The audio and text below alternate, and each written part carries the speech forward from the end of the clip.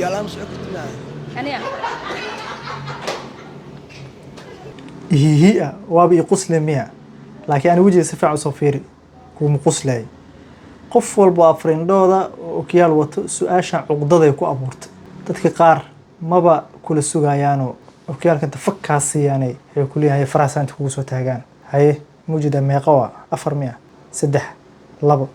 ee waaba arkay maxaa ookiyaal u seetaa hadarta ma weydiinay macna marka ookiyaal iga daftay marka ay dhahdo ookiyaal ama soco kartaa marka hore ma weydiis aan ku sheego ana hadartan ku sheega si fiican u dhageyso ookiyaalka siyaabo kala duwan loo qaataa midda koowaad oo ah dadka qaar oo kale arday markay yihiin oo kale oo meel fog inay fiiraan qoraalada yariiska si fiican u arkaan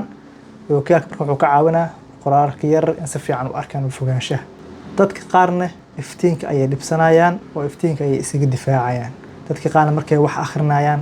waxooga akhriyaan madax xanuun ay ka qaadayaan ookiyaalka marka madax xanuunka ayuu ka caawinayaa dadka qaarna jinni way ka fiyoobeen indhahooda oo kaliya indhahooda ayay ku difaacanayaan si mar walba indhahooda ay u noqdaan indha cad oo qurux badan saan anu kugu daldalmay ookiyaale afaariis la soo gal mar dambe